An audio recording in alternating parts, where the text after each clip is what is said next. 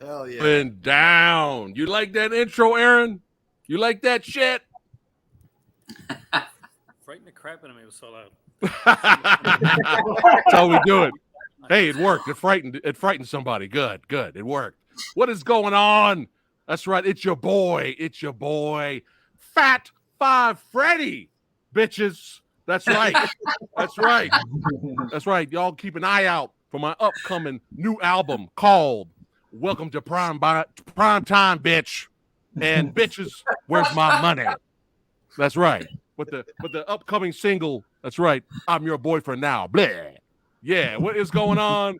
We got all the legends in the house, especially a returning legend. Hold on. I got to blow him up. Today. Aaron Penn. That's right. The Hell Priest. My boy. Of cinema. The cult of cinema. Aaron, welcome back, my friend. I am here in Marrakesh, Morocco, and it is 2 a.m. in the morning, and it's like 19 degrees. So, dedication. We appreciate that, my friend. It's good seeing you, though, brother. It's good seeing you, my guy. it's good to be back. Yes. And, up over here, baby. That's right. We got my boy Darren in the house. You blow Darren up. Exhausted. Oh, no. I blew him off the battery. What happened? That is hilarious. That is Oh my perfect god. timing. It could not get any perfect timing than that. All right, so we're moving on. Hey, this is what happens when you go live, baby. This is what happens when you go live. All right, next up, we will come back to Darren later. Oh, wait, there he is. There he is. Hold on. All We right. got him. All right, let me try I don't know this what again. the heck happened there. Man, that was hilarious. That was hilarious. You're back. That's right. There he is. All right, there I in the am. house. Hey, how you doing, brother? Welcome back. I'm doing good. I went on a real far out limb as a Damn it. Oh! God damn it. It might be the camera. Oh, might be the camera. All right. Yeah. Damn it. Well, I got a feeling it's the camera. this live stream just became a slasher film. Darren just got taken out. So we will move on to Jeff. That's right. Jeff, the other gear brother. Let me blow him up. That's right. Both of these guys are extremely talented. They are writers of the Retaliators film. Oh, what do we got going here? Holy shit. I am a pastafarian. I subscribe to the Flying Spaghetti Monster deity.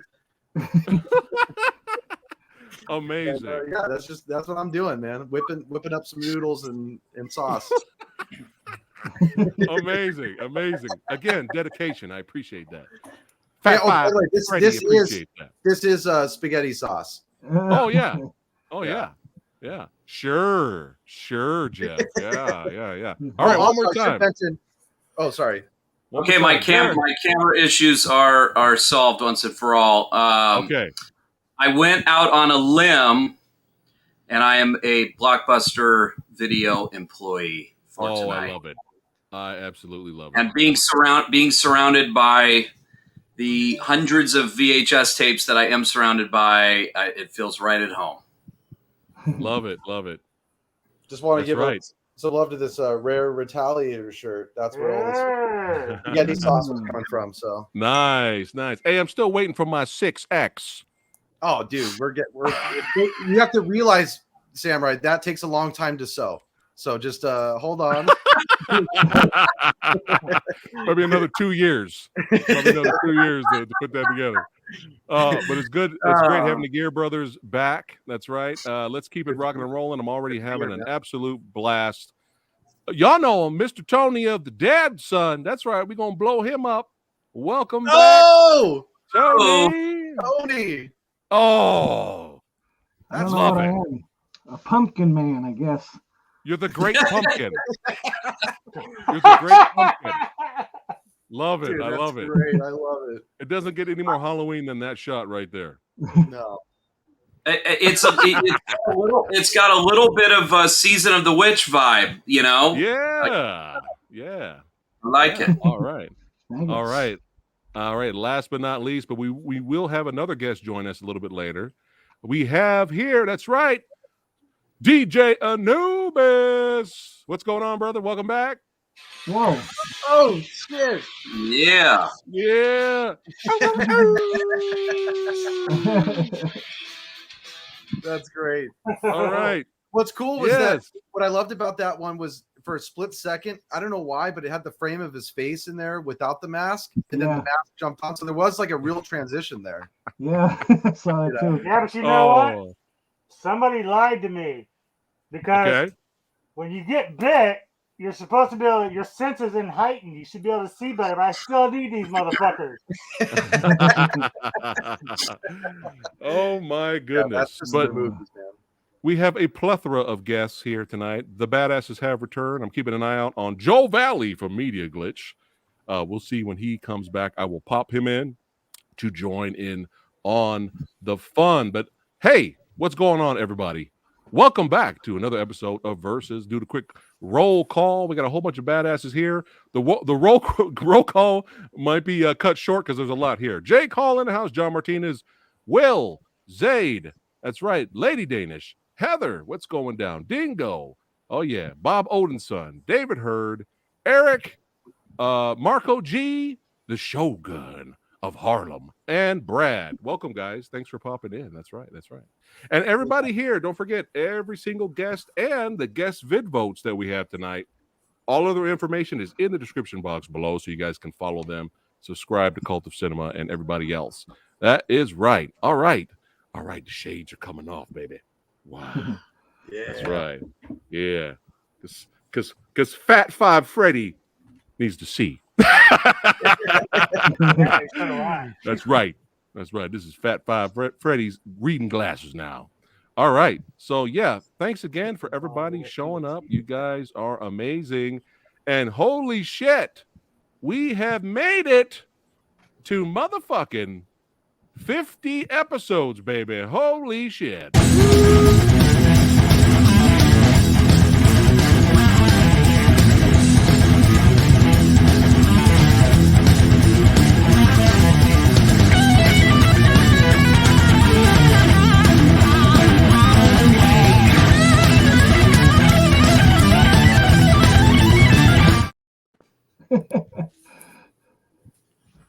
that was awesome, man. Right? There you 50 go. episodes of excitement and disappointment for some. That's right. But it's all good fun at the end of the day. And the most important thing is everybody comes here, states their opinion, and has a great time. That's the important thing. Nobody here attacks someone in a disrespectful way, because if they do, they're going to get fucked up. That's how we roll. That's how Samurai Guy rolls. All right. Before we get started, we're going to jump right into two classics here. Man, two of my favorites. The best Versus episodes are the ones where I'm just like, I can't choose because I'm just like suffering here. But yeah, Jason Lives, Dream Warriors. Y'all know what it is. Two of my favorites in the franchise. But before we get started, we have a quick commercial break. We'll be right back.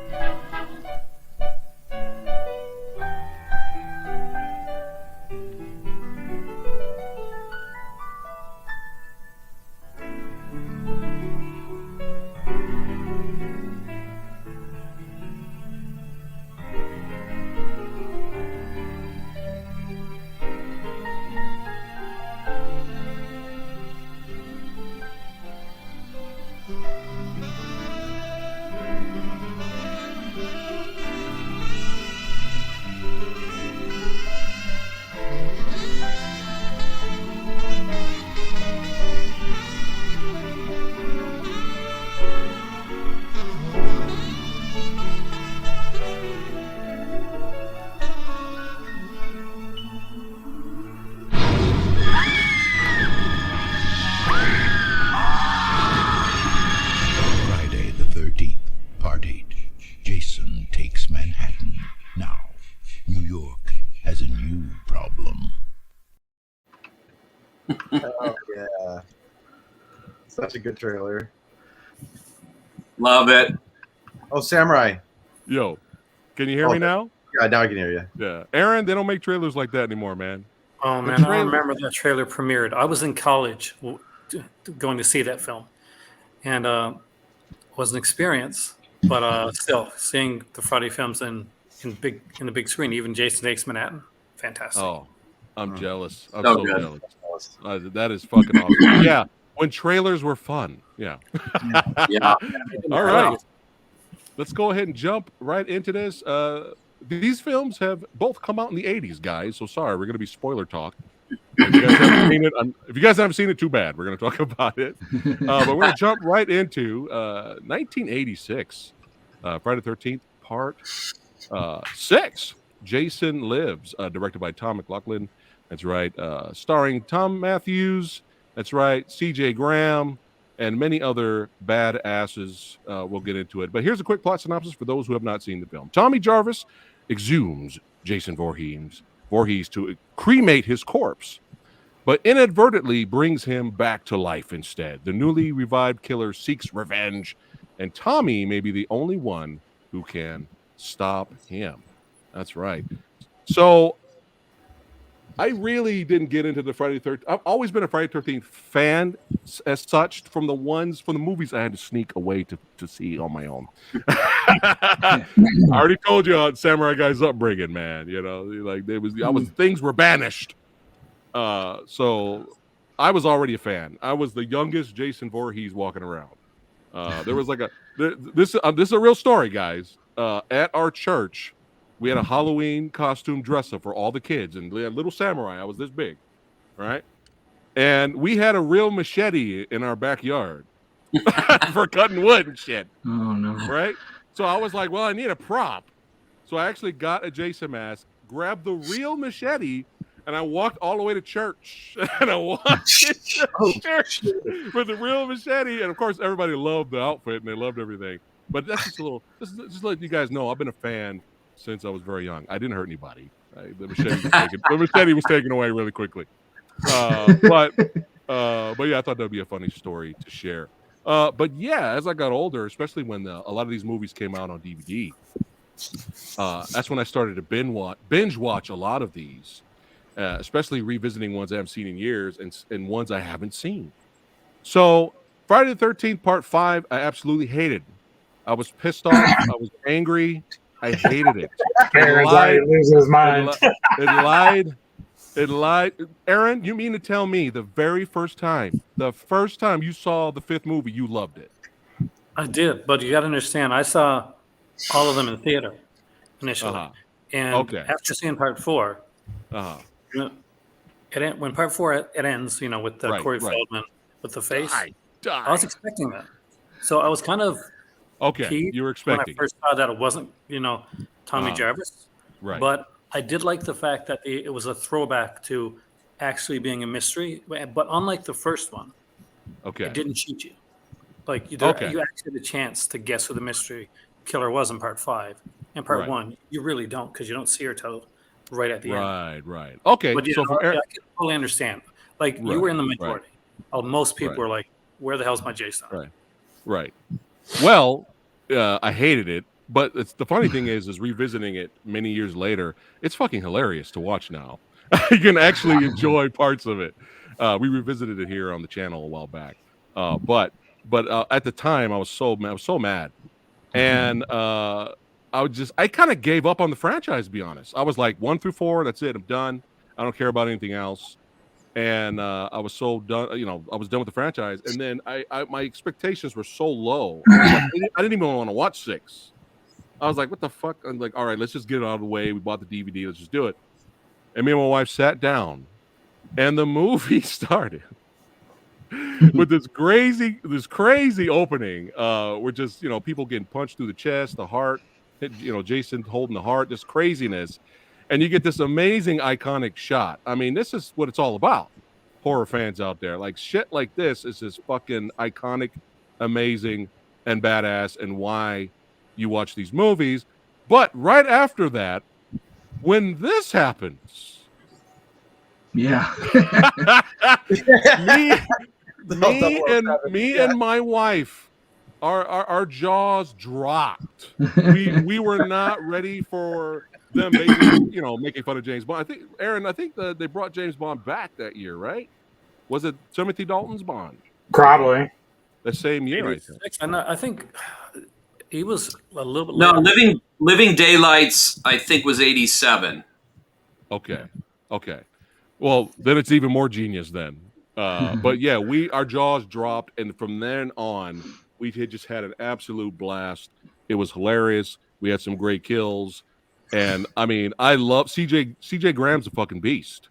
He's a beast, and I love that. Hey, Jason had a utility belt this time around, and a booty. Yeah. Jason had a utility belt. He wasn't fucking around. And the comedy got us. We loved the comedy. Just the over the top craziness for Mr. Voorhees. And my favorite kill. I'm not going to talk too much because we got a huge panel here. But I mean, my favorite kill and my favorite shot of the movie is, man, the poor sheriff. Oh yeah, getting bent all the way backwards. I mean, that was insane, man. Like snap, crackle, and pop. It was nuts, and we loved it. But this is my favorite shot right here. Like there are horror films in its entirety that are not this badass as this one shot. That was my favorite of the whole film too. Fucking sick, bro. Like this is fucking amazing. I love this movie. It's my favorite in the franchise, and I actually had the pleasure of interviewing a while back Tom and McLaughlin and CJ Graham. It was awesome having them here on the channel, and we had a great time talking about behind the scenes stories, man. Especially CJ Graham, he's hilarious. And I did meet CJ Graham in person at CreepyCon this year, and he's a big motherfucker. Yeah. He's a big dude, man. I was like, holy shit. But yeah, funny and a great guy. I love this movie. I love it. I love the music. And, the soundtrack's great. Yeah, the soundtrack is great. I really can't think of anything else bad to say about it as of right now. But it was like a breath of fresh air, really, after I got done watching it.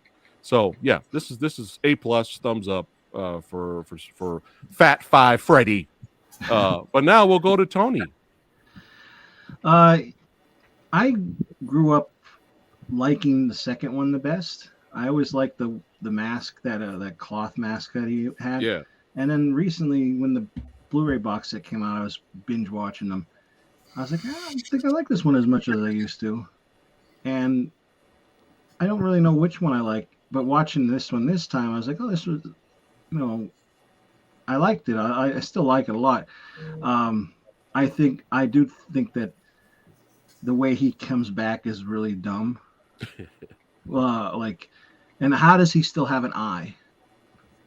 Like the maggots are of everything, but his eye is fine. That was like, okay. But is it dumber? Is it dumber than a dog peeing fire? In a dream, no. Or I should say, yeah. I know what you mean.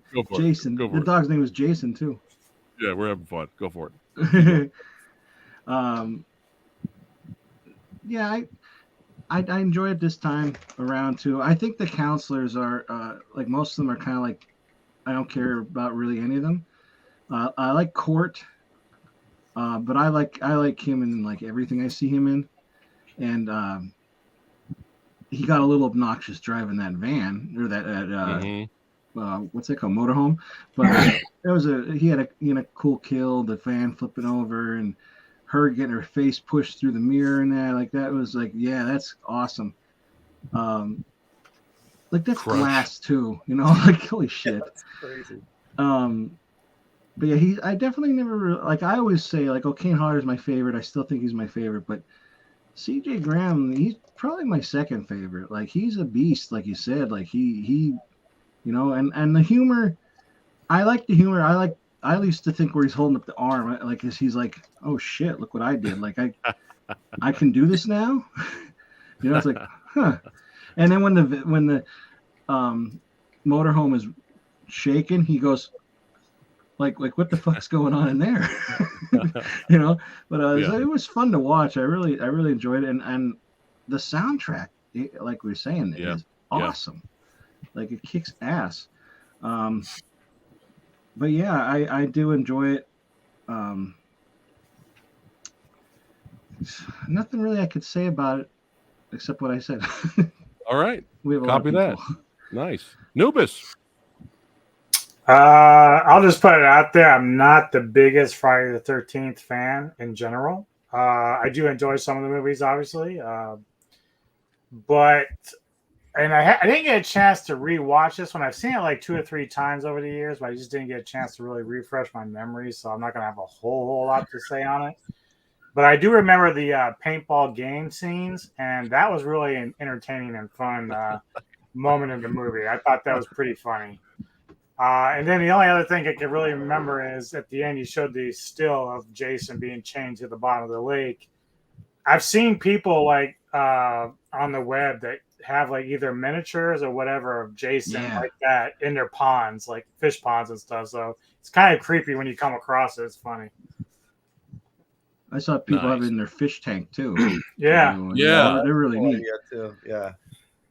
There was one I saw where it was like they made a whole table, and it was weird. Like you can like look down like that, and Jason's like trying to get out. It looked like he's trying to be on. It was crazy, man. It's good stuff. All right, Jeff. Well, I have something to confess. I saw the first Friday the 13th when I was like really young. And that's about it for my Friday the 13th exposure. So I was coming at this like, okay, I'm watching part 6, maybe, hopefully I can, kind of pick it up without trouble. And I gotta say, man, this was a real joy to watch. As I was getting through it, I mean, one thing for me that I really loved were the characters. Now, I don't mean that because I really cared about them a lot. I just thought that they were really funny. I loved the sheriff and his one-liners. That was another thing too. Was like there were a lot of great lines in the movie. Court, he was already brought up. Something that I'm thinking about, like things that have stuck with me, like after, like that I keep thinking about. One of them is that shot that you already showed after, on the RV where Jason's just standing there and it's like burning, and like that is just, I mean, that's a work of art right there. Probably my favorite. That's definitely my favorite shot of the film. But that I loved Court and his girlfriend Nikki. Like that, I was kind of a little sad to see them die because I was like, man, they're really holding this movie together, like in terms of just entertaining characters. And the thing about their relationship that stuck with me was the sex scene, because here it comes. You're like, okay, I'm getting a gratuitous sex scene. And meanwhile, I'm laughing my ass off because she's doing like the 80s dance, riding him. And I was like, dude, this is the greatest shit. I don't know. There was something about that just seemed so absurd, but it was funny. And then when he's driving the trailer, he goes, "What are you doing back there? Taking a dump?" What a fucking hilarious line. And then the other character who was great was the groundskeeper. And again, I could have used a little more of the groundskeeper, but he had some like weird but hilarious lines. Like, did you dug him up? Does he think I'm a fart head? Fart head. And then before he dies, he has like a great line. What it was, but yeah, his death was cool. Like, and I like the kills too. Like Jason breaks the alcohol bottle and then kills him with the bottle. You know what I mean? Right after he says, "This is gonna be the death of me," So I thought that was cool. And I don't want to take up too much time. This was a really fun movie, man. It's front to back, and I also really loved where it ended up with the sheriff's daughter. Like, she was hilarious. You know what I mean? How she took the reins and kind of being the badass towards the end. That was a lot of fun too. So yeah, I didn't really have any problems with it except for what maybe Tony. I think you mentioned something about this, which was that I didn't really care about them when they died, the counselors. Yeah. It just the kills didn't feel like they hurt. The only kill that really hurt me was Court and Nikki. I was like, damn it, that one kind of sucked. And what was cool about them, just one last thing, was that I expected to hate them when they first showed up on screen. So it was a lot of fun for the movie to kind of like seduce me into like liking these otherwise really annoying character tropes. So that was fun too. Nice. And don't forget, like you're spot on with the characters, but don't forget the other cop who was like obsessed with the gun. You know, the red dot. You're like, oh yeah, the red dot guy. Yeah, what's yeah. the Yeah. line? What's the line, Aaron? What is it? Or if the red dot goes, you bang. There you go. Bang. You bang. Yeah. And another one. You in show business, kid? You sure know how to make an entrance. It's like, I just love shit like that. It's great. You know that Never Hike Alone movie that came out? Yeah. There's the second one that's in the snow, and that cop that you bang is in that one. Yeah. Yeah, It was pretty cool. Yeah. I hope they make another one. I know they're trying to make another one, so hopefully that happens. Darren. Well, I'm a lifelong huge Friday the 13th fan. I've always kind of bounced around with my favorites. I've always been a big four guy. I even love Manhattan. I love that one. It's there's a lot of cheese in it, but I do love it. And of course, I love Jason Lives. I have that the piece you're talking about with Jason hanging underwater. I actually have that. It's in here somewhere. I was looking for it. Nice. Yeah. Nice. So what I love about this movie is it's kind of the perfect, in my opinion. I think it really kind of sums up. It's a great movie to show someone who's never seen a Friday the 13th, because I feel like it's sort of, I don't know. I feel like it really sort of boils all the best elements down into a just super lean and brutal movie. I actually love his resurrection in the beginning. I actually think I love the camp of it. It's like every movie they have to figure out some fucking way to get him back and some way for him to die. And I actually really love the stupid campy idea of exhuming him and the lightning strikes, and I don't know. I love it. And then obviously, just what a death! What an iconic, amazing death! And just the body count is so high. They're just kill, and I feel like one kill is as great as the next. And you guys already tackled that. There's just these fantastic, iconic shots just all throughout. There's just the directing is really good. And I agree with you, CJ.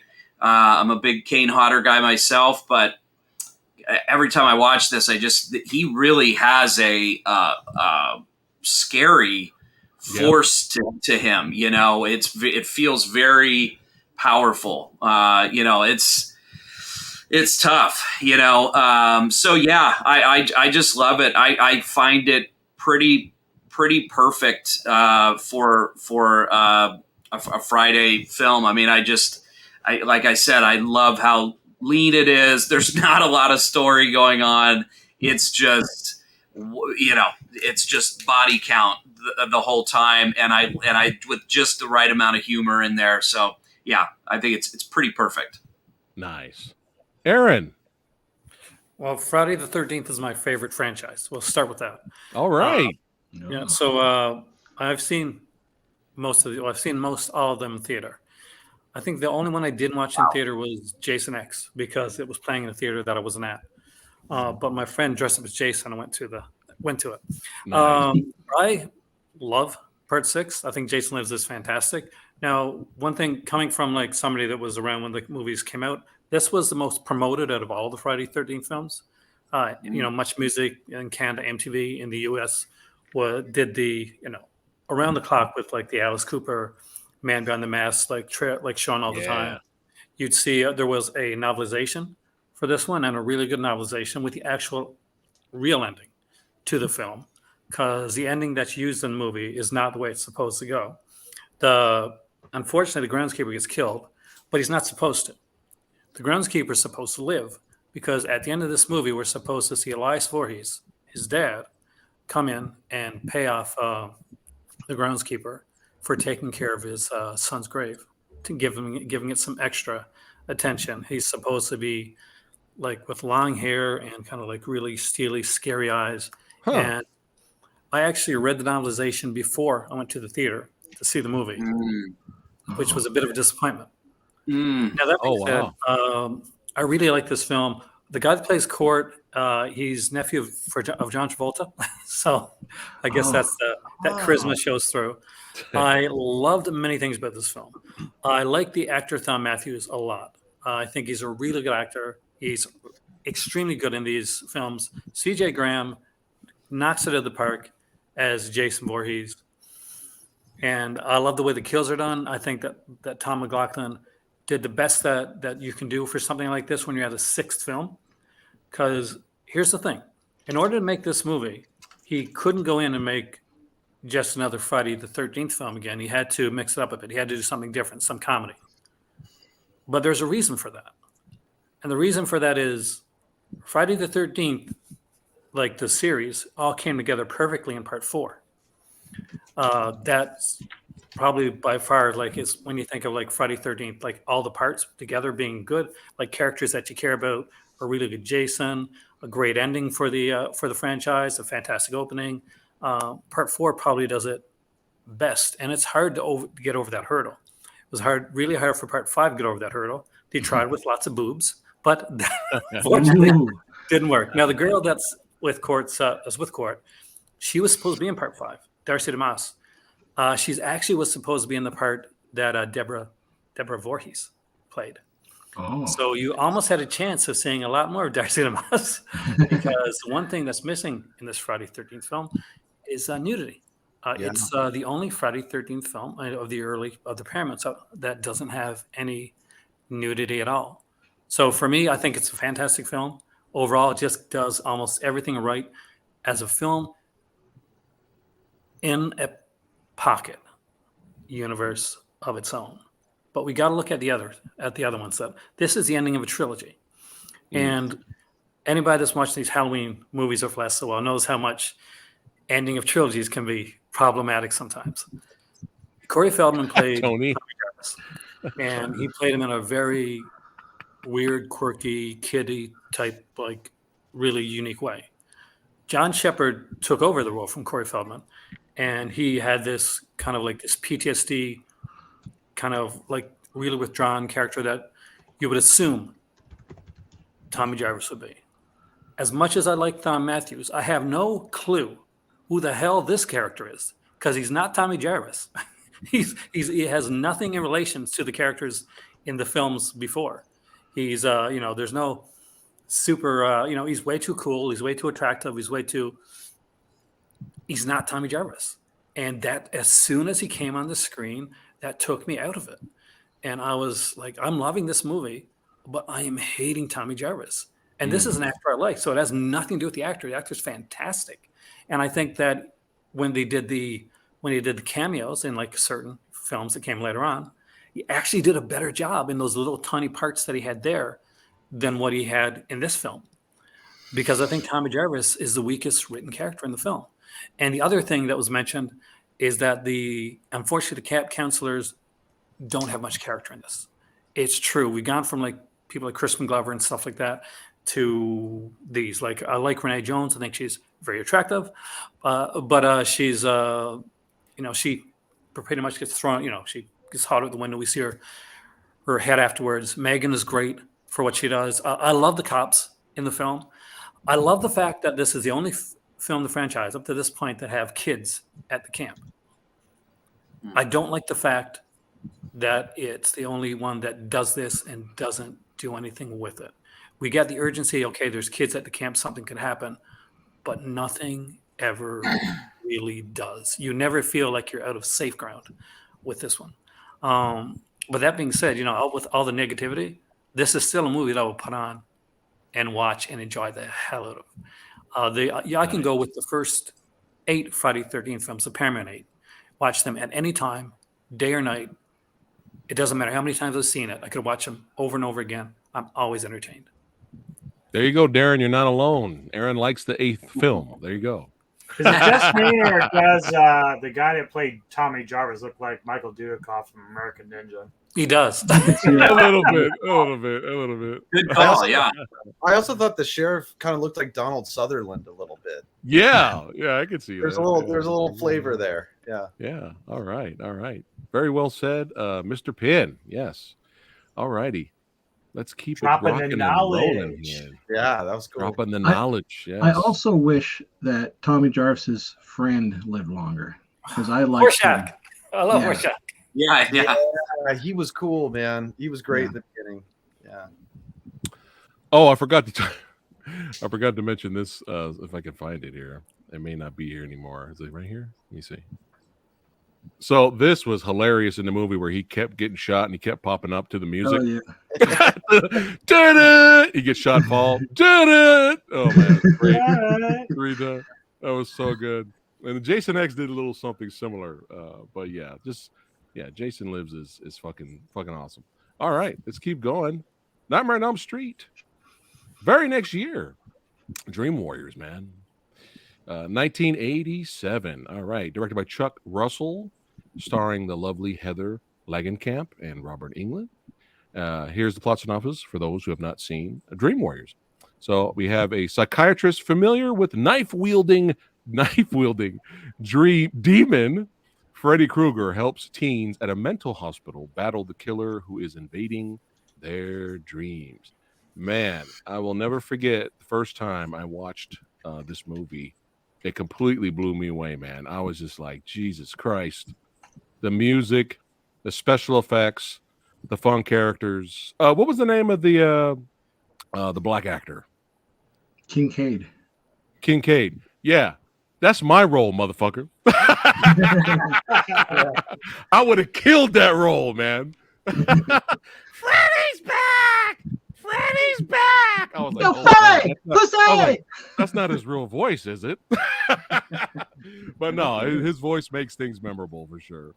But yeah, just I mean, I can't really at the top of my head think of anything horrible or bad about it. I know for some people, Nancy dying is a huge, like, they're like, fuck this movie. That's for some people. I'm fine with it. But I really can't. I mean, Samurai Guy is, the gorier the better. Give me a little bit more gore. I mean, let's be honest. The wizard kid's death kind of sucked. Let's be honest here. Some of the deaths were just one stab and that's it. One stab, they're dead. You're off screen. So me being picky, because you guys know I'm a gore hound, I would love a little bit more. But for what they had in here was great, man. I mean, look at these effects, guys. Like, look at this shit. I mean, everybody watching right now that have not seen this movie, all you younglings, this is not CGI. Nope. Okay. No, this is real. Practical effects, baby. That's right. And it's fucking amazing. Like, just mind-blowing. That guy to a buffet. Got some hungry hippos action here. Hungry Freddy's. But yeah, I mean, even if you want to be nitpicky with some of the stop motion and stuff like that, it's fine. It's the 80s, man. Stop motion was used a lot. It has its charm. I have no issues with it. But yeah, just phenomenal. I rewatched the Dokken Dream Warriors music video the other day, and I haven't seen it in a long time. I wanted to rewatch it to get in the mood for the stream, and I was loving that music video. It's one of the greatest music videos of all time. So great. It's so good. I was laughing hysterically at Freddy covering his ears at the end.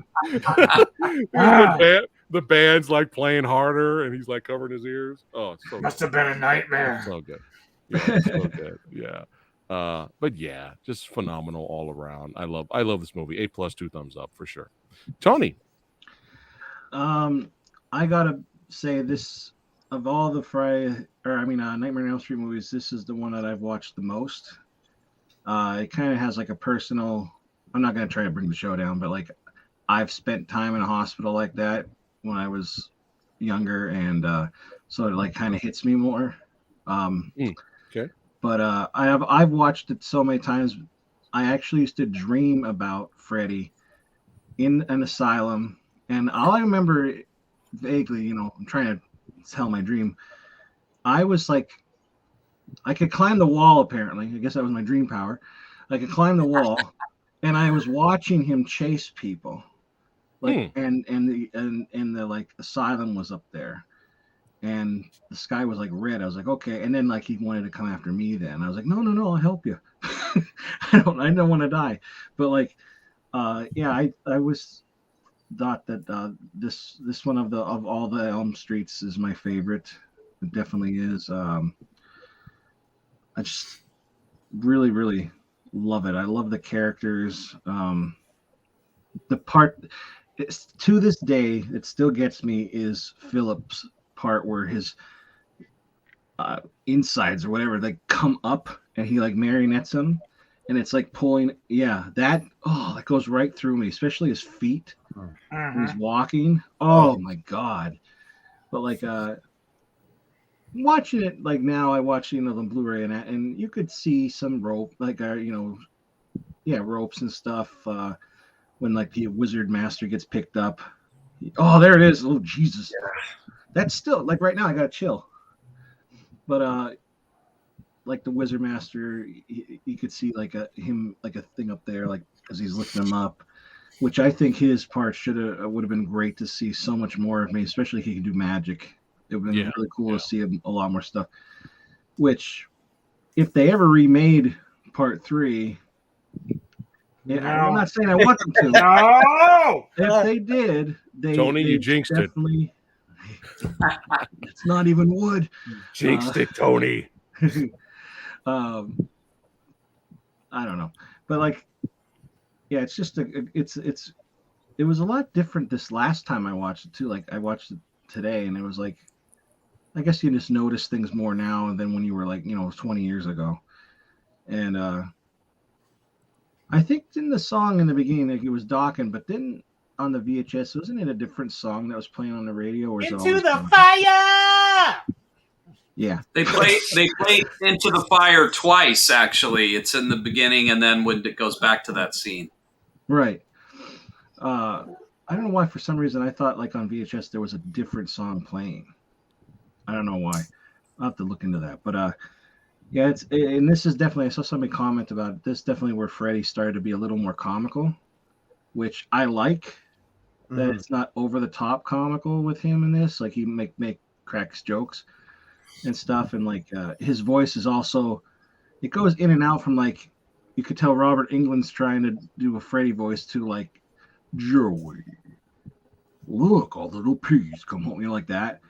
And then like sometimes he's like, oh, there's room for more. And it's like, okay, they didn't do his voice right there. But like I like the Freddiness. I like the prop. I like the design. Like where Joey's hanging over that thing, and like just the design of the layout was really cool. The junkyard. What's his name? Saxon? John Saxon. Yeah.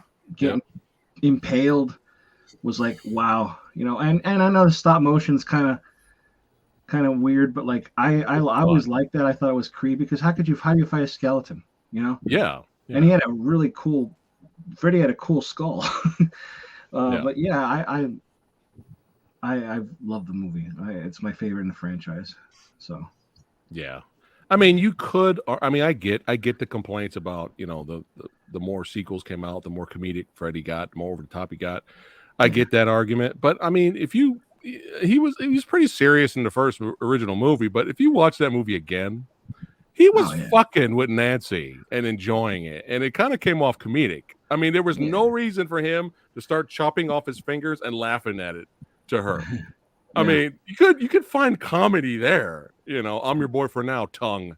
It's fucking hilarious. Right. So I mean, he's the most serious out of, compared to the other ones, or maybe not two. I don't know, two. A lot of people think he's more serious in the second film, but I don't know, man. But in two, of comedy.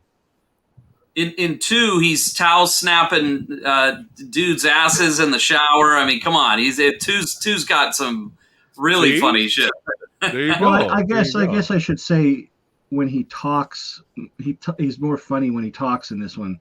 I know what he's talking about. You know what I mean? And the one-liners, yeah. I just wanted to bring that up because people were like, "He's dead serious in the original. There's no comedy at all." I'm like, really? That's a good point. That's a good point. I don't know about that. When he's walking down the alley, hilarious. He like when he runs after, he's like this. Yeah. It's hilarious, but it's all good. It's all good. Yeah. All right. Well said, Tony. DJ Anubis. Yeah, I'm still one of the ones that feels like the first one's totally terrifying. So I think even with the stuff that you mentioned, that the way he does it, it doesn't come off as comedic, so I don't really see a comedic in it or comedy in it. But when it came to the second film, there was a moment at the end at the pool when one kid is like, "Just gonna try to help you, man. I'm gonna try to help you." And that moment is when Kruger says, "Help yourself, fucker." And I knew there was gonna be this shift with his character to a more one-liner comedic movement, and Dream Warriors expanded on that a lot. Right. But I liked it. I really liked his attitude, and when all the kills, like the TV kill, is like, "Welcome to prime time, bitch." Yeah, it's so amazing and funny. I'm kind of with Tony, though. I enjoyed the puppeteering kill the most out of this film. It's just well done. It was creepy as hell having a little miniature Freddy puppet jump down and all this other stuff going on. Now, I don't know if Aaron can confirm this, but I've noticed when watching Dream Wars, I don't own it on DVD, shame on me, but when I've seen it on streaming sites and everything, there was a scene when I was in the theater with Joey and the nurse, and they showed her topless in that film, but I think since then they've actually taken it out, and I'm not entirely sure why or if it's actually true or not. I just have not seen that scene anymore like it was. No, it's still there. Oh, it's there. Is it? Okay. Yeah, the last one unless there's another version, or maybe there's maybe that's what happened. Is I just saw some version out that they just took it out, but you might have seen like a TV version or something. Yeah, probably. Yeah. Alternate edit, I did. My favorite scene also in this film is, and it's one that you wouldn't really expect, but I thought it was very impactful because the cast is really strong. But it's when Nancy is with the psychiatrist and he's sitting down with the kid and he's getting ready to put him on hypnotism. And Nancy comes in, he's introducing her, and she's explaining that she knows who's trying to kill them. And they're like, "Yeah, whatever, dude." And then when she starts breaking down what he looks like, you could just see the terror on their face. Like, they're like, "Oh shit, she really is nailing this." So I really, really enjoyed that scene in the movie and thought that it was a real powerful moment for the movie as well. The other thing I like about Dream Wars is that it expands on the idea that, especially from the first film, that you can take control of your own dreams. So you can become what you want to be in those dreams, and you can fight Freddy back. Sometimes you don't have very good luck doing it, but we saw that in Dream Warriors where they all were like, "I'm a bad bitch" or "I'm a wizard." Mm-hmm.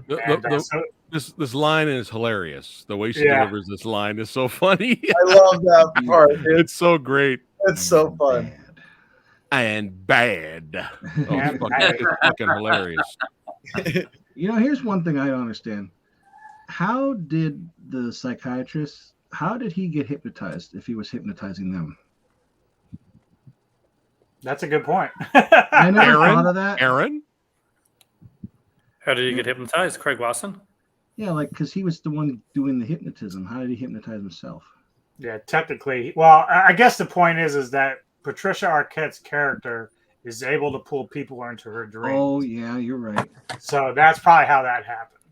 Then did she really need to? Did they really need to be hypnotized? That I don't know. She could have said, "Group." Yeah. The last thing I'll just note is obviously the soundtrack is great. Dawkins is amazing choice of a band for this, and the video that Samurai brought up. I love how it just plays through the almost entire movie.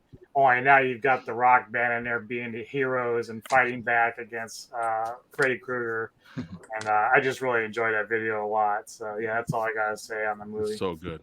Nice, nice, Nubis. Well, he just arrived. Media glitch, that's right. Filmmaker, director Joe Valley. just showed up. What's going on, brother? And we don't know how long we have you, so we're gonna go straight to you. Thoughts on Dream Warriors? Unless you want to say something quick about Jason Lives, real quick. Jason Lives is my favorite Friday the 13th movie. Hey. Sorry, I don't have my regular setup. Oh, it's all good, man. I'm just making it in to basically cast my vote. But I love the Friday the 13th. It's the first one I saw in the theater. I'll say that really quick. And I'm sure you guys said all the awesome stuff about how different it is from all the other ones up until that point. The James Bond beginning, Uh-oh. His battery ran out. Battery exhausted. We'll come back. Oh, there he is.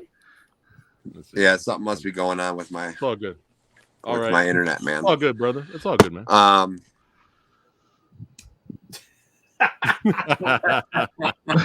Never fails. Never fails. Always funny. It's always funny. Jeff, go for it. Let's keep it going. Oh, there he is. Come back. All right. No, go, you Last guys time. go. Last you chance. Guys go. No. You go.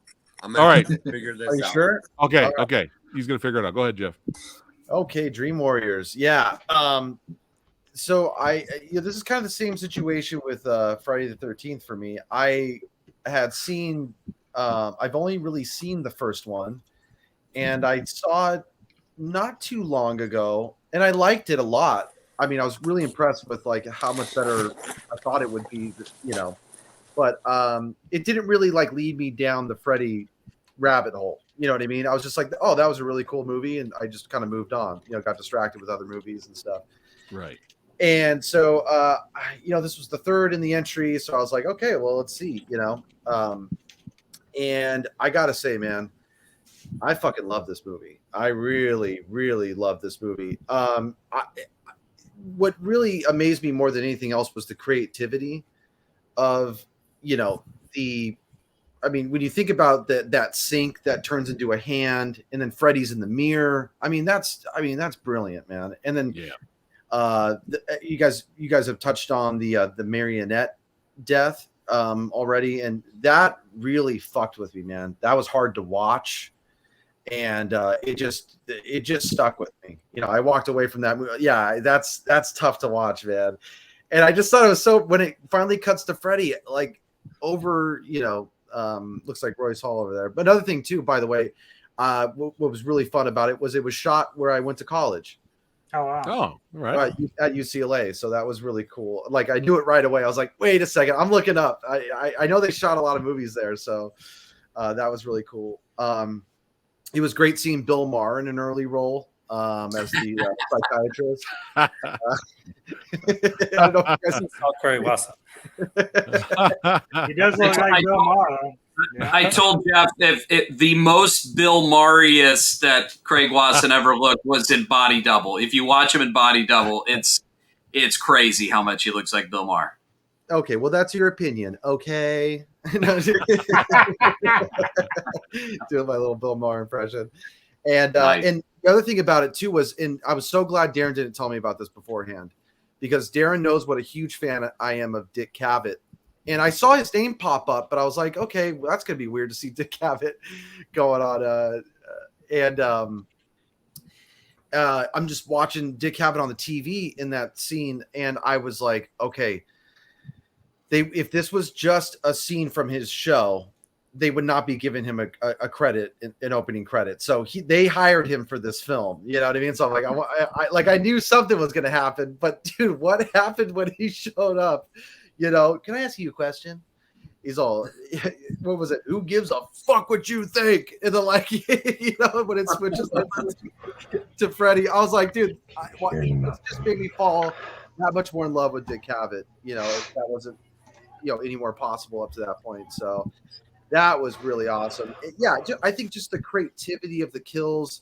Also, I won't say that every character was as amazing as Jason Lives in terms of like how memorable they were, but I really kind of fell in love with every single character in the sense that when they died, it hurt so fucking bad. I mean, I really felt the kills on this movie, probably more than any movie in recent history, man. Like where a lot of people are getting axed.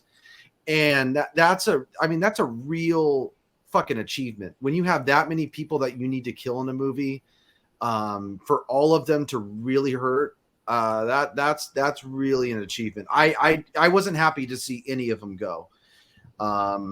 Especially the first one, so yeah, I think overall, I mean, I don't really have much more to say. I really fucking love this movie. Nice. Oh, also, I did love. You guys were touching on some of the stop motion stuff, and that kind of sat with some of you guys not too well.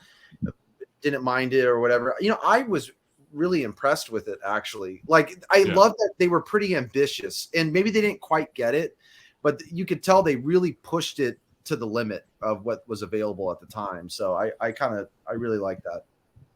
I think everybody enjoyed the stop motion here on the panel. I think I was just mentioning there are people out there that. Oh, I see. Okay. Yeah. That have issues with it. I loved it. He said heretics. Yeah. Darren. Joel, you okay, Joel? You got to go, or you're okay? Yeah, you're a little quiet. Yeah. How much time do you have? Because we'll go to you. No, I'm good. You can go to. Okay, go to Darren. Go ahead, Darren. Yeah, Dream Warriors is very, very near and dear to me. It's a movie I have one of my most rewatched movies ever. Grew up I watched it on a loop. It was just one of those that just really, being the age I think I was 10 when it came out. 9 or 10, and so just everything just blew my mind. And then over the years, big fan of the Elm Street movies. I agree with Anubis. I do find the first one to be very scary. Still, I still feel like the first one just there's just something so terrifying about it. What I love about 3 is I feel like they really combined the perfect amount of the humor with things still being very scary and disturbing. And, Freddy feels dangerous the whole movie. And the fact that you could get Welcome to Primetime, Bitch, and which, I mean, that is, I don't think I'm alone in saying that's just the greatest Freddy one-liner of all time. But in a movie where he can deliver a line like that and go from Dick Cavett to saying that, also just feel very dangerous the whole movie. I mean, he is talk about a force on the screen. I mean, the different voices and everything. It's incredible. And yeah, I love that. What really struck me as a kid, it still strikes me now, as it was already mentioned, but it's in your dreams choosing your powers. I think it's just such a great concept, and it was that just blew my mind as a kid. I agree. I wish we got like a little more Wizard Master. That always bummed me out as a kid that he was killed so quick. I agree. All the kills. Yeah, you don't want to see anybody die, and they hurt all the way to Nancy, and it really is a rare horror film where you're just truly with, again, this much fun going on. The deaths are what a great kill right there.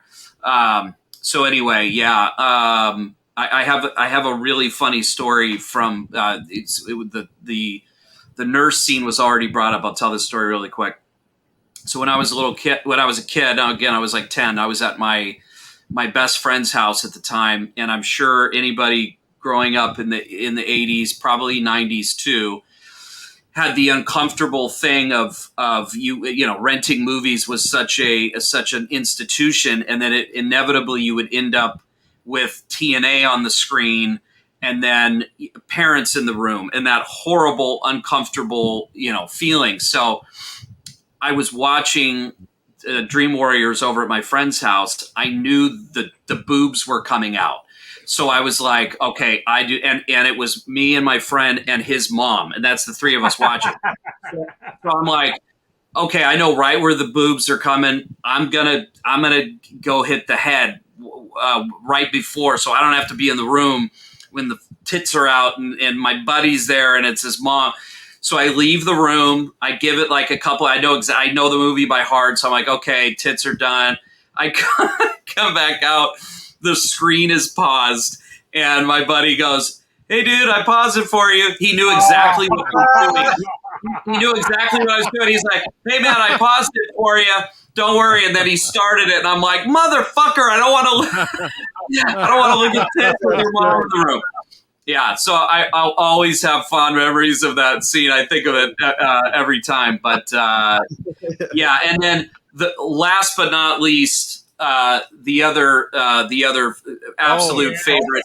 I hope blow it up. Yeah, blow it up, baby. I got Dream Warriors, the single on vinyl. I've had this since '87, so it's very, very worn. I'm a lifelong metalhead.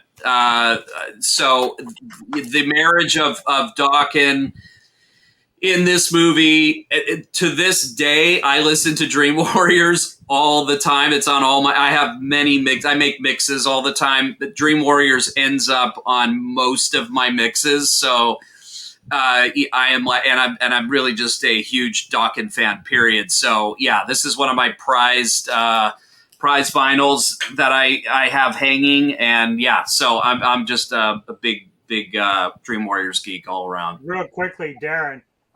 Last year, I saw an interview. This metal guy did an interview with both Robert Englund and Don Dokken, and they were revisiting that movie. So I have to find that and try to find you and send it to you because it's so good. It's so good. Please. Well, you know what's funny too is that Robert Englund interviews are so great to listen to because he's just so articulate and so smart. And Don Dokken interviews are awesome because he doesn't give a fuck and he just speaks his mind and he's real. So those two together, I would love to hear that. I love listening to both of those guys. They have good stories, so I'll see if I find that for you. Hell yeah. Oh, that'd be awesome. All right. Awesome. Aaron. Yeah, for this one here, I love this film. It does everything right for a Nightmare on Elm Street film. And the important thing to, I guess, the reference here is whereas like Friday 13th had its mythos by the time part 6 came around, this creates the mythos for Nightmare on Elm Street. Part 1 and 2 are almost two completely different, uniquely weird films. Yeah. Part 3 sets everything in stone for everything you're going to see, whether it be the movies, the remake, the TV shows, whatever. Mm-hmm. This is it right here. You get the dream powers for the first time. You get the gorgeous Patricia Arquette, who I had such a crush on. And apparently everybody on the set had a crush on Patricia Arquette during the making of this film. I heard that too, yeah. Heather Langenkamp is amazing in this. I didn't expect her to die. It was a real shock. And it didn't take away from it. I always love in a film when I feel like it pays off. And this movie brought the stakes. It brought the characters to me, and it paid it off. I love these stop motion. I think the throwback to Ray Harryhausen and Sinbad Voyages with the skeletons was fantastic. Mm-hmm. John Saxon it has a much bigger and better role in this one than he did in the first film. So it's really nice to see him be able to do something with this Zsa Zsa Gabor and Dick Cavett. Gotta love that. Most quotable of all the films. Jennifer Rubin, which nobody's mentioned yet, who actually got to do her own kind of Nightmare on Elm Street type film called Bad Dreams with Richard Lynch, which is an underrated classic. Is incredible in this movie. And she gets she's the ex-junkie, so she gets that death, let's get high. Yeah. Everything about this film is exactly what I want to see in a Nightmare on Elm Street film. It's taken what's been done before. It's brought it up to a new level, and we're going to see, okay, this is where we're going. Now, people sometimes say, okay, well, Freddy got more jokey over the years. Freddy was always a bit jokey, even in the first film. We actually watched it 2 nights ago over at my sister in last place. And where I forgot how much he was. Like, he doesn't have a lot of lines. People tend to forget, like, there's not a lot of lines for Freddy in the first film. Yeah. But he's got the physicality to him. But nothing is funnier in any like Nightmare on Elm Street movie to me than the first movie when he's got these long arms, and he looks like he's got the kind of the exactly, those kind of like the mariachi type, like gigantic Spanish dancer arms. But for me, this is, and Friday 13th is my favorite franchise. But as far as like a movie that pushes it forward, because people forget, like 2 did well, but 2 also got a lot of pushback at the time. And so 3 needed to do well. Neko, my girl. Go ahead, Aaron. Sorry. But I utterly I adore this film. I adore this film, and like, if I'm going to turn on any Nightmare on Elm Street movie, 9-10 chances out of 10, this is my first go-to. And even over the first one, this would be my first go-to. They just don't make movies like this anymore. The practical effects, I mean, everything. We got a great soundtrack, fantastic music video for this one as well, the same as Friday 13th one. But we got Craig Wasson from Body Double, one of my favorite De Palma films, by the way. And Deborah Shelton, the Body Double. Just take a second, guys, to think about that. And no, everything about this one I utterly adore. I was going to like make up a negative by saying it was too jokey for me. That'd be a lie. It's not. Just, if anything, the only negative for me is I like these characters too much, so that when these characters die, you feel bad. And not enough Lawrence Fishburne there. There's my negative. I know. Larry. Good old Larry. Yeah. Good old Larry. Right, yeah. All right. Well said. Well said. All right, Joel, you're up, buddy. Sorry. I actually got a new computer, a new PC, so nothing was set up. It's still not. It's all good, brother. Can you hear me, though? Yeah, you sound great. I'm great. Okay, just wanted to make sure because you said I was a little low. So Dream Warriors, man, it's crazy because you picked my favorite movies from both franchises, which was crazy when I saw it. And I was like, I have to be, even though I was sending you videos on set, I'm like, I'm trying. I'm going to try to make this. Yeah. What the thing I love the most about this movie is how well it's written. It's written so well. Even from when you start, where you start the movie, you end up back there at the end, where she comes in, the mom comes in. Yeah. Like, that was really cool stuff at the time. And you just didn't see that a lot in horror scripts. Yeah. And the chemistry of these guys, all the people in this movie, it's just like lightning in a bottle. Like, everyone it's just, when someone, you almost want to film a whole nother movie with this whole cast again, because they're just the chemistry was so well together.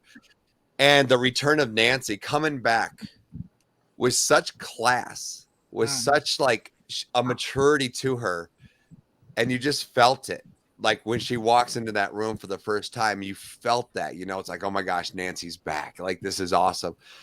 And there's just so much about this movie that I love.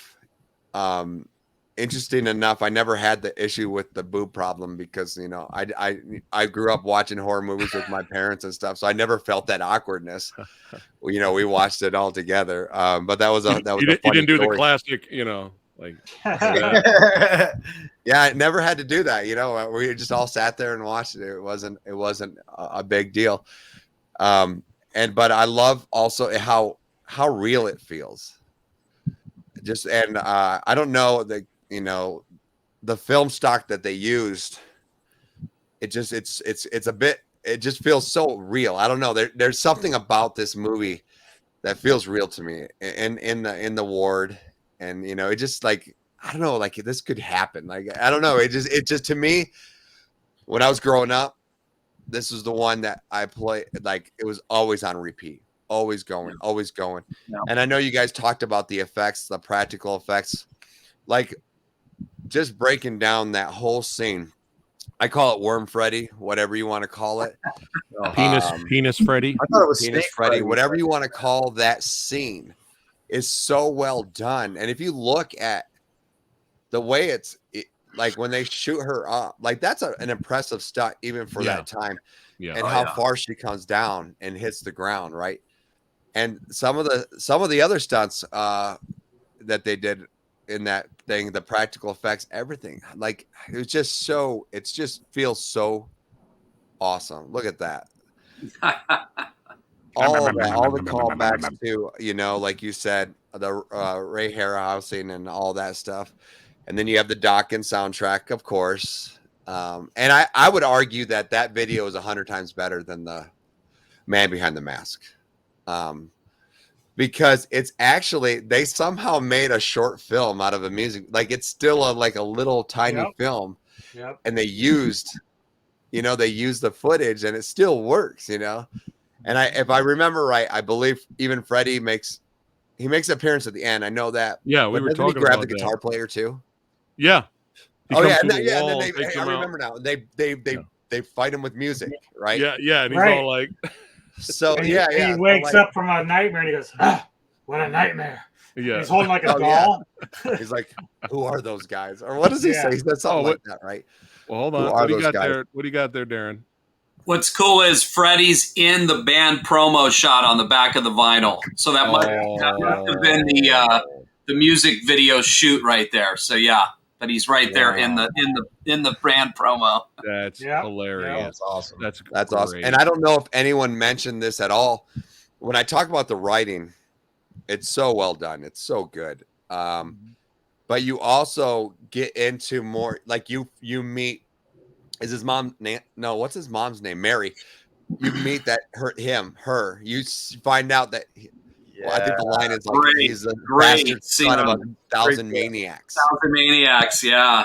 And so, like, you get to know more why Freddy is who he is. Yeah. You get that lore. You get that deep lore. Yeah. And that story of it is like so crazy. It's like what you just banged by like 1,000 maniacs. I know. And you're just like, what? It is an explanation. It's absurd, but it fits. Great. So great. And it added more to that lore that we already loved. Yeah. And I don't know, man. I'm sure you guys said a ton of stuff. I wish I would have been here for the whole thing because I had a ton we of appreciate you popping in, man. Hey, but Dream Warriors is a classic, man. It's a classic. Hell yeah. We appreciate you putting in the work and trying to get here, man. We appreciate that. I have a lot of other people that have been messaging me, just texting me, hey, my vote is this. I'm like, no, fuck you, man. Put in some goddamn work. Send me a video vote, dude, or something. Jesus Christ. You saw me on set. I sent him a video and all my actors, and they're like, we're working as hard as we can, as fast as we can, so he can be on the show. I'm doing. Joel's like, I gotta be on Samurai. Get your asses moving. That's right. That's what it was, man. And it's cool having Aaron here too. I don't think Aaron was gonna make it, so that's awesome. But yeah, so before we get to the votes, you have your work cut out for you, Anubis. We have a lot of vid votes, guest vid votes too. Okay. But before we start voting, and before we get to that, put Samurai Guy aside. Take me out, put me aside. Before going into this, I'm expecting a clean sweep. Oh. I'm expecting. We'll find out, but I'm expecting a clean sweep for we all know what movie it is. But I was expecting. I'm expecting a clean sweep. Will we have a clean sweep? We're about to find out. Let me go first because I already know. God damn it! Hold on a second. Hold on. We gonna do this right. We're gonna do this right. Now remember. When we vote here on Versus, it could be for any reason. You could be biased. You could be a critic about it. It could be for any reason, right? It's your preference, your personal preference. We respect that shit. All right, here we go. If Dream Warriors was against anything else, I'd have to go with Dream Warriors. But fuck it, son. Oh shit! That's right, bitches. I'm going Jason Lives, son. That's right. Wow. That's right. Love it. And I will be the only vote tonight. But I'm representing. I'm biased. I'm biased. Like I said, if Dream Warriors went up against anything else, I'd pick Dream Warriors. But I'm biased. I can't betray my boy. Plus, I got a text message right now from CJ Graham saying he's going to kick my fucking ass if I don't vote for Jason Lives. You're being held hostage. You got it. All right. So now we got that out of the way. Next vote up, Anubis. Oh, you're going right to me. Yeah. I'm here. I just had to change. I vote for Jason X. I mean, Nightmare on Elm Street 3. I will say that Jason X is my favorite Friday film. Oh, it's I don't fun. know why. It just is. It's fun. Wow. Yeah, it's fun. It is fun. All right. Jeff. Gosh, man, this is one of those where it really sucks for me to pick something because I love them both so much. I had a blast watching both of them. They were both for my first time. And it's one of those things where it's like, I wish I could take them both home with me. You know what I mean? Yeah. But I can only take one. And that one will be Freddie. Going Freddie. Yeah. Sorry. I'm sorry, Samurai. No, it's all good. I know I'm alone. In this. It's fine. I represent. It's all good. Darren. It's you're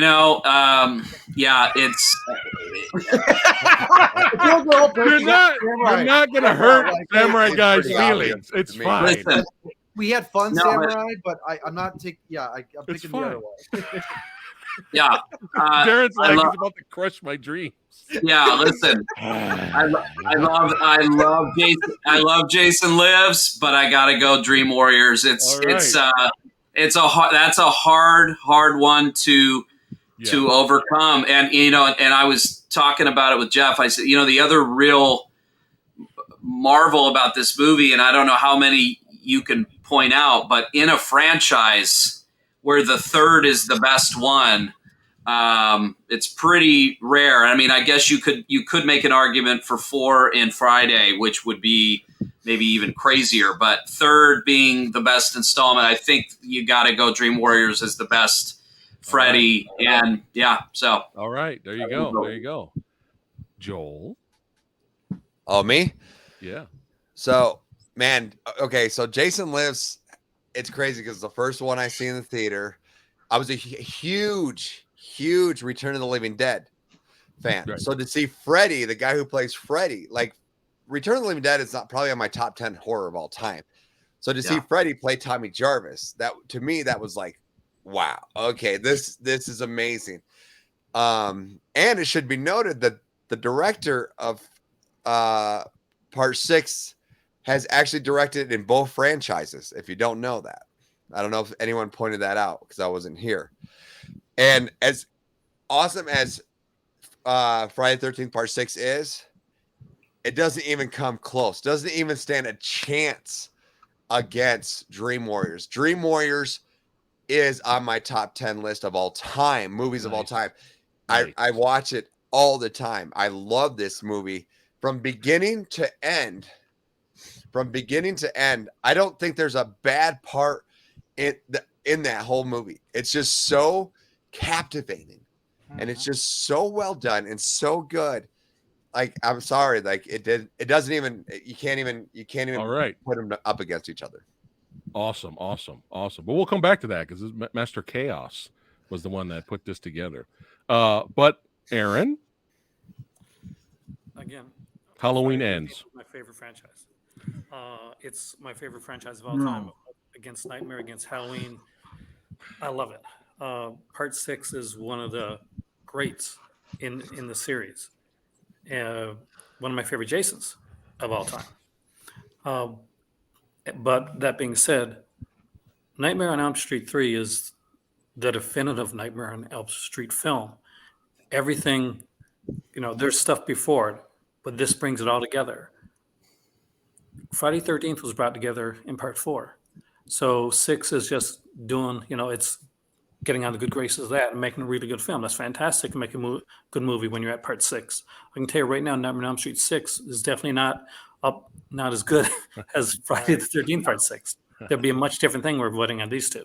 Right. But Dream Warriors is a fantastic movie all around.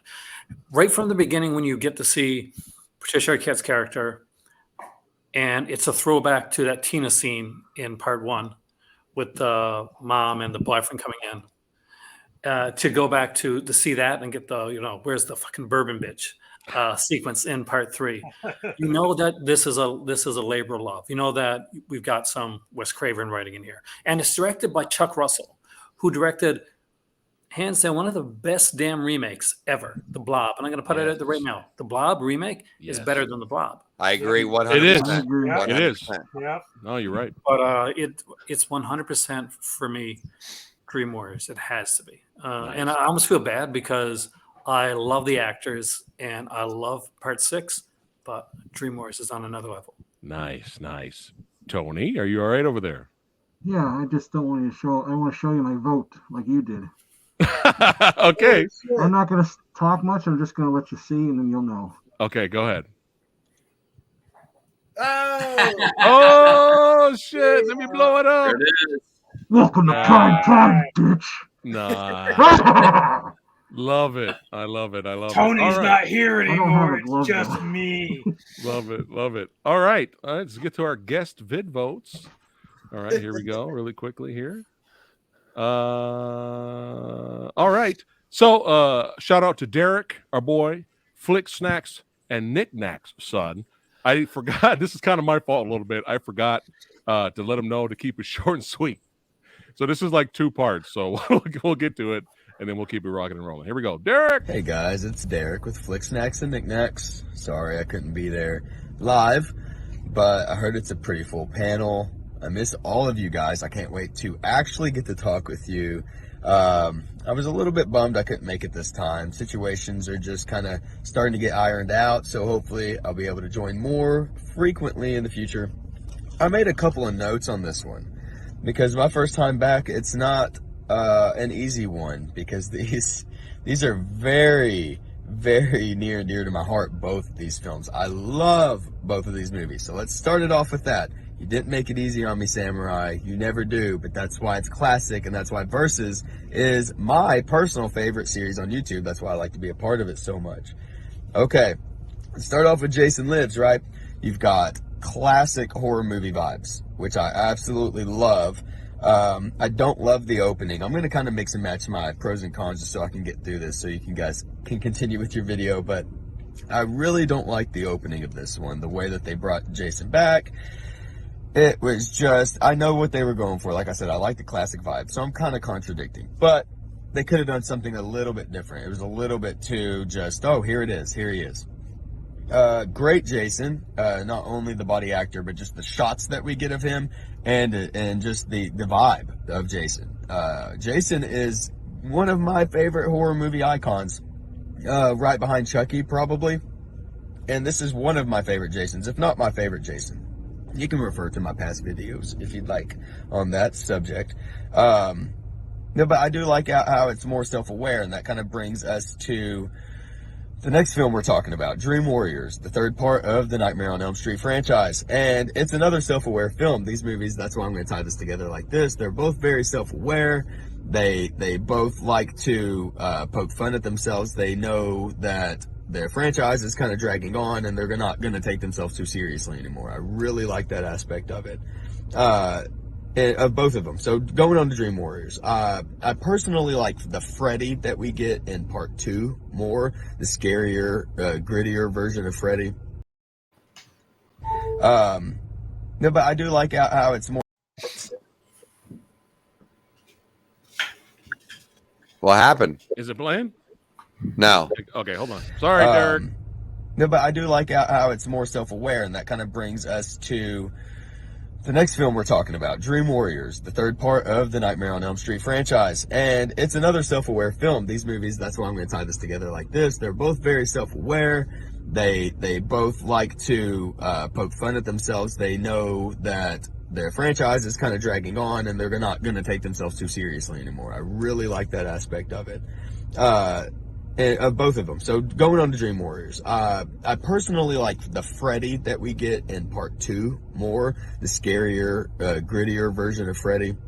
But at the same time, I do like the one-liners. I think they're a little bit too often, and as the franchise grows, they become way too often. But I do like the one-liners. Welcome to prime time, bitch. I wonder how many times you've already shown that clip in this video. I probably just am becoming redundant at this point. But both the casts in these movies struggle for me, in my opinion. I think these are really oddly, terribly cast films, if I'm being blunt. And I could nitpick and probably find a couple decent performances, but I'm not going to do that. It comes down to 2 questions, in my opinion, guys. Which is the better written movie for the character? And which one did I have more fun watching?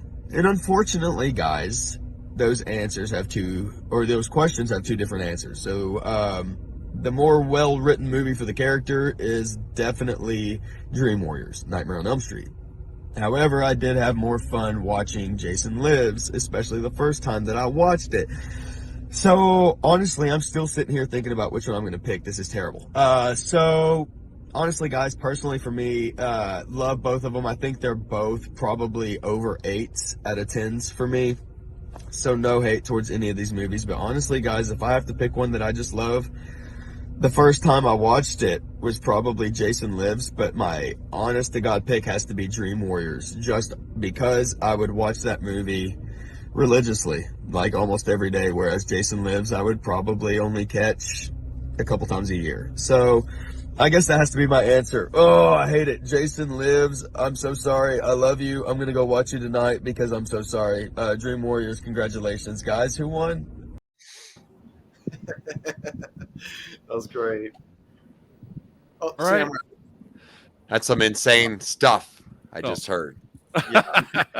I don't know what to think about that. Everyone's opinion's valid here. I was going to say real quick, Samurai. I heard this. Everyone doing the one-liner, "Welcome to primetime, bitch." But I feel like the better part of that sequence there, the better part of the one-liner was, "Here's your big break on TV." Exactly right. That's the best. That's the best part of it, right? The setup for it. Yeah. Exactly. Great scene. All right, next up we have Brandon. What's up, everybody? It's Brandon from Box Office Banter, and if you are watching this right now, then that means you are most likely watching Fat Samurai Guy's channel. We got another versus for you.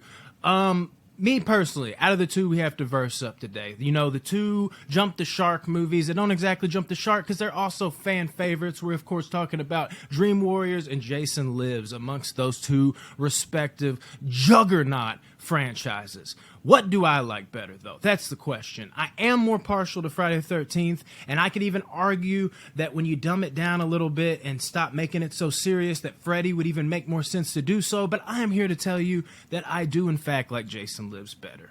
For me, the transition from Revenge, where Freddy was at his all-time darkest, is a little hard to cope with going into, welcome to prime time, bitch, Freddy. It just doesn't work for me as well. Whereas Jason, we already had like the rebirth with this new character and Roy playing Jason, so I kind of already fell off that cliff. It let me go into Jason Lives a little smoother, and I just always have a little more fun with it. Dream Warriors does not work for me as much as other people. Sorry, don't hate me, Fred heads. I always said I love Fred Krueger. I like Freddy Krueger. Dream Warriors kind of dips into that territory. And, Jason, I enjoy the abominable, can't-be-stopped zombie Jason, at least for a movie or 2. So I personally, guys, I'm curious to see what all y'all like. I got to go with Jason Lives on this one. Jason Lives beats out Dream Warriors for me. Interested to see what y'all vote on. I'll definitely be tuning in. Love you guys. And thank you once again, Fat Samurai Guy. Brandon out. Awful. This is awful. I've been betrayed by my fellow ginger. We gotta stick together, bro. All right. Next up, we got Andre from Necroplasm. Hey, what's up, Fat Samurai Guy? This is Andy Andres Caldera, aka the Cobra Commando, here with my boy Ray, taking care of the shop as always. So yeah, to reply to your video review on Nightmare on Elm Street versus 3 Dream Warriors versus Friday Friday the 13th 6, Jason Lives. I have to go with Dream Warriors. One, because by part 6, I think Freddy, Jason's already done pretty much all he can do. And I think most of his more brutal deaths came in his earlier sequels. As far as Dream Warriors, I mean, that's when Freddy Krueger really started ramping up. I mean, comes out like the fucking worm, and he's like, he's welcome to prime time, bitch, and then he's like, what a rush. Yeah, he had like all the one-liners, all the awesome kills. Definitely Dream Warriors, Nightmare on Elm Street 3 for me. I think by the end of the stream, people are going to be tired of that line. I know, right? Stop saying it. All right, but thank you, Andre. Can I say something about that line? Growing up, I never heard, and I still don't hear "Welcome to Primetime, Bitch." I always thought he said "Fuck the primetime bitch." Huh? Oh. That's interesting. I kind of hear that in my head too. Why? I don't know. I was like, "Fuck the primetime bitch." I thought that's what he was saying. That's so And weird. everybody else said welcome. I'm like, I guess I'm wrong. All righty. Yeah. It's like Joker in the original Batman, Jack Nicholson Joker, Batman. I always thought he said to Bob, "Remember, you are my number one, and I." That's I always what I thought he said, "And I." Oh, you thought he said But an when- I? Yeah, because that's what he sounds like. And That's I. right. It doesn't make sense, but when you subtitle it, he goes, I think it says Guy or something. Says I forgot Guy. what he. Guy. Yeah, it's funny. It does Tony, you're sound not Guy. alone I in thought hearing that things too. weird. Really? Yeah, Oh, yeah. okay. Yeah. All right, let's keep it It's going. called the Mandela effect, everybody. Come on. I used to All right. also think. I'm that just Bon wondering, Jovi maybe was there's another saying- version. I used to think Bon Jovi was saying you give love a Band-Aid. So Oh my gosh. All right, we got Thrash Works for that. Pondo in the house. Thrash. Good evening, Mr. Fat Samurai Guy and the rest of the Movie Dojo Army. Thrash Pondo here. And I gotta weigh in on my favorite of tonight's two flicks. And much as I love the return of Jason Voorhees, I gotta go with Freddy's Dream Warriors on this one. What can I say? I'm a sucker for a good stop-motion animation. And besides, my wife liked this one better of the two. And let's face facts, she's the smart one. Anyway, all I get for you guys tonight. Thanks again. Be good, be safe, be careful. And I'm looking forward to seeing you all again very, very, very, very, very soon. Peace. Yeah, I love that. Yeah. That's great. Can I say something? Go ahead. Another thing I love about Dream Warriors is Welcome to how- Primetime, bitch. no. That's funny because I don't even think of that line when I think of Dream Warriors. One of the things I think about the most is when you have the reunion of Freddy and Nancy together, and it's all summed up in one word. He just looks at her and he's like, "You." Like, it's so awesome. That's the writing I'm talking about, where you don't have to say a million things and you can sum everything up in one word. And that's what the beauty of that is. Nice. All right. Last but not least, Jose Prendez himself, director of Headless Horseman, Master Chaos. Here we go. Hey guys, Master Chaos here. I'm sorry I can't be with you tonight for the 50th Versus. It's pretty great. Congratulations, Fat Samurai. That's amazing. I think I was in the first one, the first two or so 50. That's amazing. That's wonderful. Congratulations on that. All right. Shame I can't be there because I helped sort of come up with the rival movie for this topic. I'm currently designing a haunted house for my son. I'm going to give you a little tour as we talk. He has a Halloween carnival on Friday, and we basically are low on manpower and no time, so we're doing our best to get through it. Anyway, Nightmare 3 versus Jason 6. I'm gonna be honest. I'm not a big Freddy guy. I like it fine, but I don't find myself really rewatching the Freddy movies. Look at this guy back here. Isn't that crazy? The Freddy movies as much as I do the Jason movies. None of them are my favorite in terms of franchises. So it's tough. However, these are the best of the best when it comes to both franchises. These are the two movies that people love. Rewatch over and over and over again. as do I, even as somebody who doesn't consider myself a super fan of the franchise. Look at that. That's the spider cave. Isn't that crazy? So my decision is going to be based on what I think is the most rewatchable, the most fun. They're both very fun. They're both very rewatchable. They both have pluses and minuses. Obviously, Part 3 has the best special effects. Nightmare 3 has the best, really great effects. So it's really when arguably you could say Freddy becomes Freddy. Like all the TV and the veins and all that good stuff. And arguably you could say the same thing about Jason Lives. That's when Jason really becomes the Jason we know and love, the zombie Jason. So I'm at a loss. I'm honestly at a loss. But I'm always going to lean on Jason because I feel that's a much more fun movie, even though I love the third movie, Nightmare 3. They kill Nancy, right? I think Nancy dies. It's been a while. I haven't had a chance to watch it. But long story short, my vote, Jason Lives. I love it. There's the maze, by the way. Look at that. 9/10. Anyway, Jason Lives. Happy Halloween to everybody watching. The panel, happy Halloween. Love you guys. Take care of yourselves. Master Chaos, signing out from this little creepy haunted house. Bye-bye. Hey, you weren't alone, Samurai. Samurai. Jose, did you get the check I sent you? Oh, sorry. I'm back now. Anubis, there's no point in even tallying. We already know. Oh, but I want to. I really want go to. Ahead. What do we got? What do we got? 10-3. Oh, all right. It was not a clean sweep. Not a clean sweep, no. Yeah. So there's some love there, which I enjoy when it's like that. It's all right. 3 people could be wrong. And I should add that this is, I think, the second week in a row that Joel and I have agreed on the same movie. It's almost like hell's frozen over. Joel, bro, ever since you came back to Versus, when we restarted it, Joel has won every single time. And like, wow, man. Wow. I also think how close it was kind of how not close it was kind of betrays how close it was for my individual, for some of our individual votes, Well, here's this was what I was talking about before. Hold on, before I mention it really quickly. Shout out to we have 1 Patreon member and 7 channel members. They get their own poll. That's right.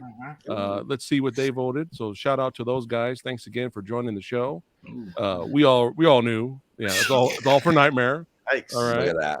Now, no, it gets worse. Wait till you see the public vote. Oh, this is bad. This is like Hulk smash. Oh. Yeah. Well, actually, that's actually better than the other one. Yeah. I think more than I thought. Way better. 286 votes. That's a lot. Yeah. It still looks bad. but yeah. So again, going back to the pick, you guys watching this right now, we were like stuck over here. Like, man, we were thinking really hard. What could go up against Dream Warriors, or at least give it some kind of a semi-threat? And for the life of us, we could not think of any other horror movie unless you want to argue and put the original against Dream Warriors. But we couldn't do that because we already did the original against Halloween. So we just could not think of anything, any possibility of giving Dream Warriors a run for its money. And then Jose came up with Jason Lives, which is another fan favorite. So we looked at it like that: fan favorite versus fan favorite. And I think we had it was fun. I knew it was going to be a slaughter. I actually thought I was going to be the only one, though. So it's nice to see some other choices for Jason Lives. That money is paying off well. Money well spent. Yeah. But yeah, this was a blast. Always fun talking movies with these badasses. Hey, y'all know what you need to do. Y'all know you need to subscribe. That's right. To Cult of Cinema, son. Go to Aaron Pinge channel. All right. The guy knows his stuff. That's right. He knows his stuff. Mr. Tony of the motherfucking dead, son. The actor. That's right. That's right. Keep your eyes out for his future projects. That's right. And Joel Valley, he made it. Media Glitch, son. That's right. Filmmaker, director. That's right. Good movie. Beautiful Prison, son. Check it out and watch it on Tubi right now. It's fantastic. That's right. And my brothers from another mother. That's right. Gear Brothers. Great having them back here. Retaliator Son is out now. I put in the description box below where you guys can go straight to Amazon Prime and purchase it, rent it, check it out. That's right. I will be checking it out this Saturday. That's right. This I've already done a review on it because we're saving it. We want to salivate it. We're saving it for our Halloween horror weekend movie watching time. And I want to do it with friends. That's how we're supposed to watch The Retaliators, baby. Hell yeah. I don't want to sit in a dark hole and watch it by myself, even though I'm sure I'll still enjoy it. But yeah, we're going to watch it with friends. We're going to have some brewskis. That's right. Some pizza, some chocolate chip cookies, Lady Fat Blood style. And we're going to have some fun watching some badassity running wild, The Retaliators. So make sure you guys check it out. And shout out for Jose. I did put a link in the description box below if you guys want to see Headless Horseman on Vudu. Yeah. Check it out. Check it out. Is there. All right. Let's see. Was there anything else? Thanks again, guys, for celebrating the 50th episode of Versus. Oh man. Woo. Total pleasure and an honor, man. This is we got to do more. I'm not sure about next Thursday yet. We'll see. But I don't know, Tony. Maybe I'll take another break for another 6 months, and then bring Versus back again. We'll see. But no, you can have 6 days off. 6 days. So okay, yeah, every week. All right, cool. But this was a blast. But before we wrap it up, hey, also, if you guys are new, thanks for hanging out. That's right, and subscribe to the Old Samurai Guy. That's right. Thanks again for watching. Before we go, quick thumbnail. Grab your outfits really quick. Thumbnail. We got to do I don't have an outfit. That's fine. Grab something horror, Joel. Grab something horror. I got nothing. That's right, Aaron. He's still in pin. This pose like a G. 5 masks back there. Wait, we gotta wait for Joel. I'm coming. Tony, you should put on Freddy. Go put on Freddy, Tony. I can't breathe in the Freddy. Oh, I don't have any. That's all right. Just pose. Just make a good pose. There you go. Aaron, pose like a G. GQ, son. All right, here we go. 1, 2, 3. Hey, all right. Hey. Woohoo! All right. That was fun. That's right. All of you badasses watching, we're going to try to schedule a live stream for this Sunday, and we're going to talk about, me and Lady Fat Blood, we're going to talk about all the horror films we've watched recently, old and new. We're going to see what the fucking big deal is about the Barbarian. The Barbarian. Is it all hype? Well, come join us and find out, or will we enjoy it? We'll, come check it out. You'll see it scheduled this Sunday, and there, I love that screen. and Mass Tony is great. But yeah, this was a lot of fun. I'm glad you guys were here for the 50th episode, and we'll see you guys. Hey, keep watching horror films, baby. That's right. Represent the motherfucking genre, son. Slasher, paranormal, creature features, baby. There's something for everybody. That's right. We'll see you guys on the next one. Take care.